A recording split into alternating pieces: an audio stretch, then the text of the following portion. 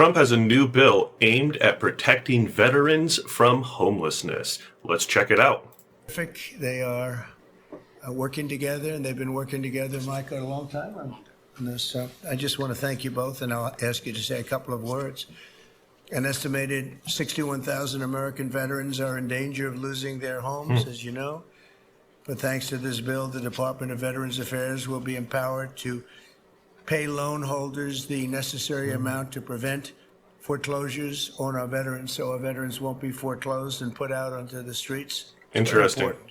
This bill also creates a 5-year partial claim program that could benefit up to 3.7 million veterans. That's the kind of numbers you're talking about. It's big stuff. The costs of the program are fully offset and will add nothing at all to debt. This common sense legislation had overwhelming support and passed unanimously in the House and the Senate. Wow. When was the last time that happened? That's pretty impressive. My administration is committed to doing everything possible to ensure that our veterans are treated with respect and treated as well as anybody in this country. They're so important. They're so great. They've suffered so much in many cases. In May, I signed an executive order to open the National Center for Warrior Independence in Los Angeles, California, which will house up to 6,000 homeless veterans. You know, until we came along, they treated the veterans far worse than the illegal immigrants. They came in, they were staying in hotels, luxury hotels, and the veterans are staying outside on the sidewalk on the same hotels. I don't know if that's true, but if it is, that's pretty wild. Pictures are just incredible.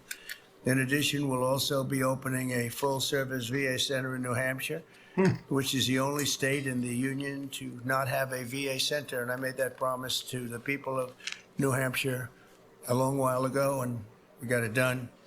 It's the only state that doesn't have, and yet you have a lot of veterans in New Hampshire. We're slashing the wait times at VA medical centers, and we're bringing back VA choice and VA accountability, which I had and the Democrats abandoned. Made it so much better. Accountability, meaning if you treat our veterans badly, we treat you badly. You get fired and beyond that. And VA choice is you can get out and you can, if you don't have a doctor ready, willing, and able to take care of you within the VA, you go outside, you go see a doctor, you get better, and we pay the bill. You know, that's actually really interesting. So my dad is a veteran, and I remember when COVID happened, he had an appointment down in San Francisco, and we went to the Veterans Hospital there, and we both got COVID. So had he been able to go somewhere else, I think he might have done it. So Trump goes on here. I think kind of the main point about the bill was expressed here. And basically, it's going to be harder for veterans to lose their houses, and they're doing other benefits to help. So my dad was telling me about one of his friends who basically it was very hard for him to keep a house because he had some PTSD and all that type of stuff. So I'm in favor of this. Let's just keep an eye on it and see where it goes.